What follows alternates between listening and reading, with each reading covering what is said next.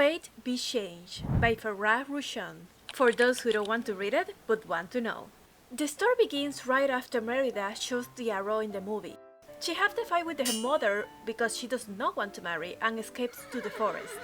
In the forest, she comes by a wood carving store where an old lady who turns out is a witch agrees on selling her a spell, and Merida receives a spell in the shape of a cake.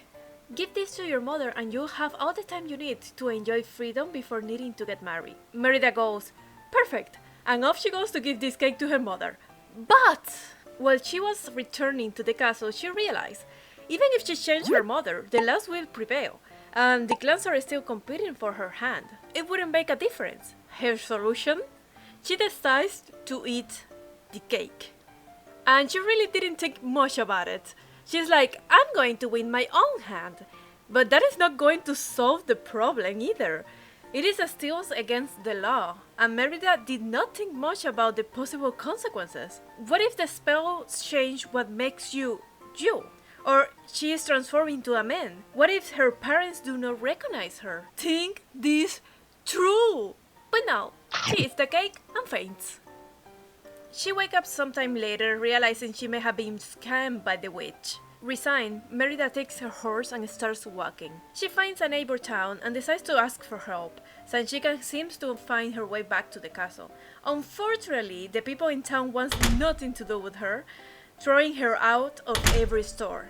Merida is bewildered by this, since their clans are allies, until she remembers. Oh, that's right, I humiliated their heir. And so she goes back to the forest alone and hungry. Next morning, she wakes up at knife point by another girl close to her age.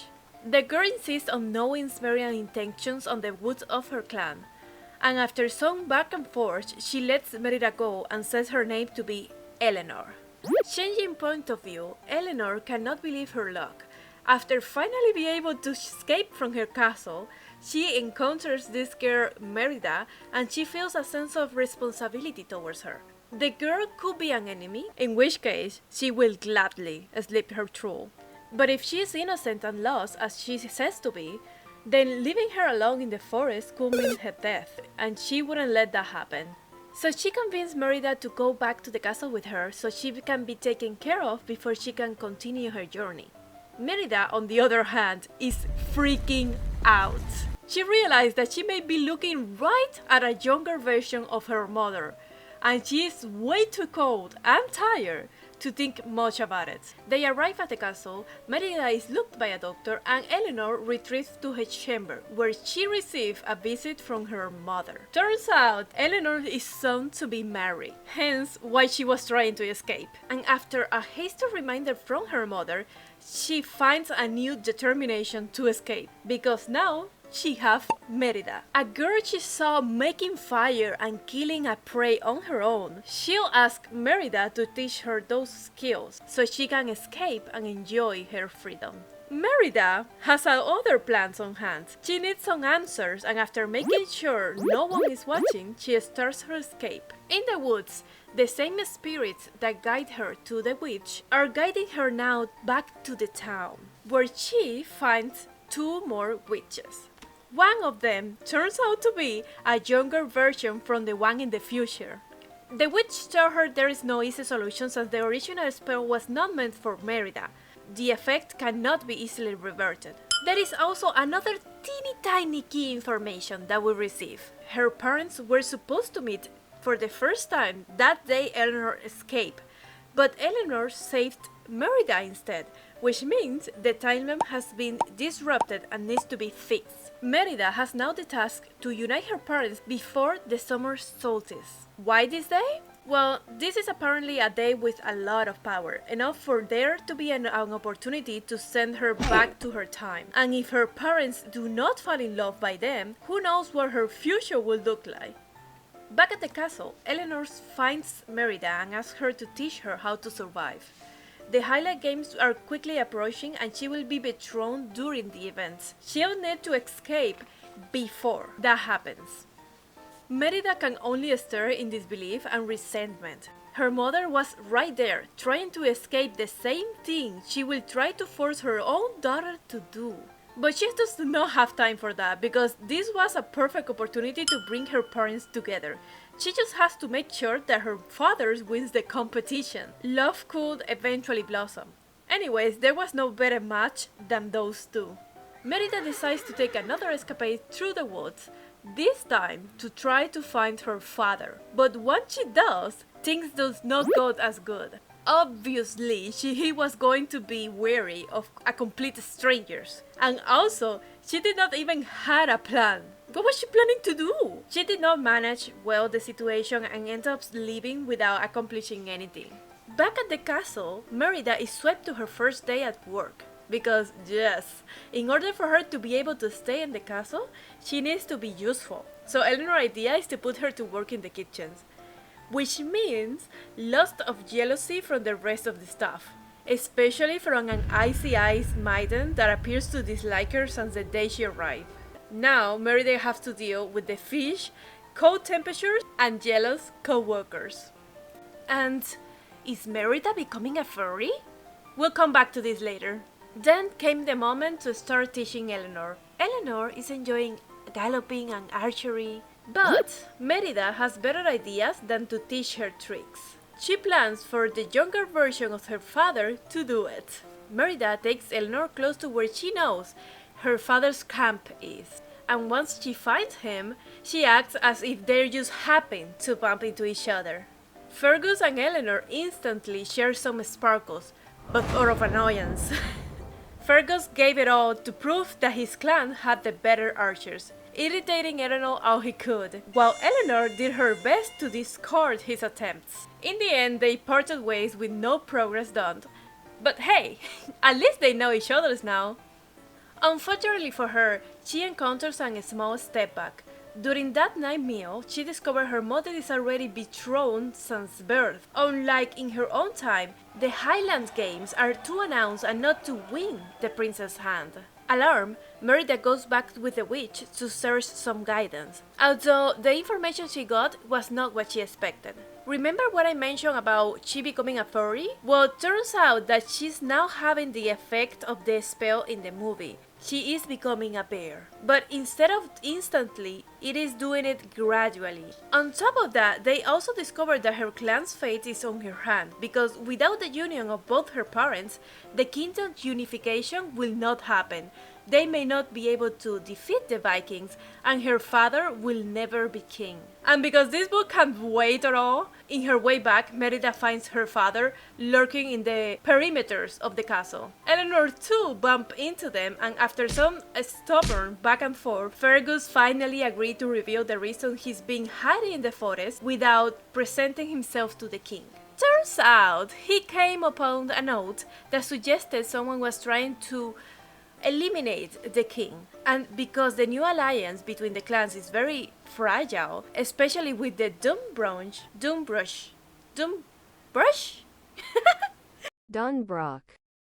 especially with the Dunbrook clan, warning the king is out of the table. After hearing this, Elanor is determined to help her kingdom and refuses to let Fergus investigate on his own. They come up with a plan. They will go around compiling information to try to find the culprit of the note. You know what this means? More time between Fergus and Elanor. Elanor is becoming self-conscious about Fergus after he went out of his way to get her some berries. Now she can't stop thinking how kind his eye looks. Joking aside, this is actually a very sweet build-up. They go to the village pretending to be married to compile information, and he once again was considerate towards her. But not only her. While taking a rest, Elanor sees a kid eating from the trash. Fergus ends up buying the boy some bread and promises to check on him in a few days. He also shares his wishes for an ideal kingdom, and Elanor couldn't agree more. No one should be eating from the trash. Later, on their way back to the castle, Merida decides to put a plan into action. She reveals Fergus that she's also a Dunbrook. She tells him a false story of how she is searching to make the clan stronger, a goal Fergus is also interested in. Merida reveals that the best way is to marry the two stronger clans. And although Fergus initially laughed at her face, Merida is quick to point out their obvious attraction and the great advantage of this marriage. But Fergus is not sure. Elanor seems to dislike him. He really doesn't get the obvious hints. And most importantly, she is already promised to the clan Fraser, to which Merida reminds him that it is not yet official and proposes for Fergus to challenge the other clan for the hand of the princess in the Highland Games. A flawless plan. Then we get another sweet interaction between Elanor and Fergus. She goes out to ask him for him to teach her how to do fire making, and they share a moment where they are really close and flustered, and then Eleanor's fiance finds them in the woods. Chan chan chan! But the guy doesn't seem to care too much about the fact that his fiance is on the woods meddling with a Dumbrock. He ruffles Fergus' feathers a little bit and then goes his way. To make it worse, Merida finds Lunchland walking in the shadow with the servant woman that hates Merida's guts. The whole situation seems suspicious, to say the least. There is another thing I have not mentioned, and that is Merida's perspectives toward her mother. Younger Elanor seems very similar to Merida herself, and she starts noticing how amazing her mother actually is. Changing the laws so her daughter had more choices, treating her daughter and kingdom with respect, unlike her cold grandmother, who seems to never smile and acknowledge the people around her. Merida is now determined to revive her relationship with her mother if she ever goes back. Thankfully, her plan to make her parents fall in love is going great. She was teaching Elanor how to fish when Fergus appeared, and he decided to take the lesson on his hands, giving us the cliché but still cute moment of he holding her in the correct position with his own body. And me and Merida could not be more excited on this development and how they forget everything else. I think Elanor cannot deny her attraction anymore. Unfortunately for Elanor, her father has sent someone to follow her, and they reported the situation with Fergus with the king, who made a point of humiliating her daughter by confronting her in public and prohibiting all interaction with Fergus and Merida. Merida is placed on working at the scullery under the direct command of Eileen, and with many other maids that despise her. An argument between her and one of the maids leaves her with so much rage that she gets scared. Her bear transformation had kept growing very rapidly in the sense of physical appearance, but now she was starting to lose control over her mind. Time was running out for her. Merida was doing errands when she overheard Eileen talking to other workers and someone from Clan Fraser. Something about completing the plan sooner. We don't know what plan, but we also learned that Eleanor's fiance was the one to send a spy on her. And so, alarmed, Merida runs to find Elanor to warn her. And as she was about to tell her, an incident occurs with the king. An armor that hanging in his studio walls fell on his sitting spot, barely missing him. He is hurt, although nothing life-threatening, and Merida has the confirmation that maybe the threat is coming from within the castle. She tells Elanor all her suspicions, and Elanor, who was about to escape once and for all, suddenly gets cold feet. She may want her freedom, but over the past days she has realized how much she could be doing for her kingdom and how much she really cares. Meanwhile, Merida goes to Fergus for advice, and he reassures her suspicions because there is something else that happened. Earlier that day, the Frasers suggested that instead of announcing their betrothal at the games, that they perform the wedding ceremony directly.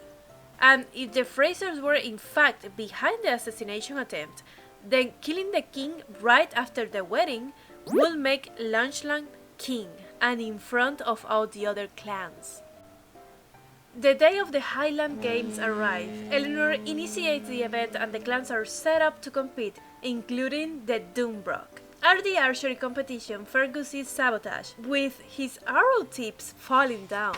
There is some tension between him and Launcher, and in the midst of everything, chaos erupts in between the crowd, and someone shoots an arrow directed to the king's heart. but Fergus is quicker, taking the arrow for him. He is taken to the castle to be tender. Meanwhile, the Frasers are nowhere to be seen. Merida takes this opportunity to warn the king's advisor about the threat within the castle and the Fraser. Fergus is now received as an honored guest at the castle, sitting next to Elanor, a pathway for a future engagement. Looking at this, Merida concludes that everything is back in place, so she takes her leave without saying goodbye. The witch gives her an identical cake to the one she ate at the beginning, but the spell does not seem to work, and she goes back to her parents for a last time before transforming into a bear. Merida and Elanor have a heart-to-heart, realizing how much they care for each other, thus activating the effect of the spell. Back at the present time, things seem to have changed. Her grandparents are still alive. They are in touch, and Merida was able to participate in the Highland Games as a representative of her clan. Her parents also agree on waiting a little bit longer until she finds love, just like they did.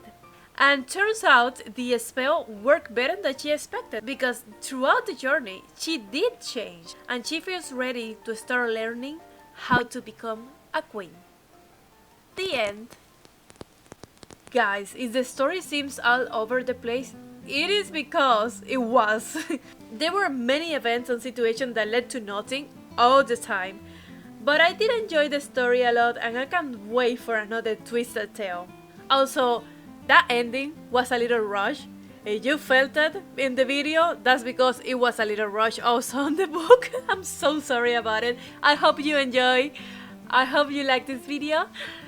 Thank you for watching.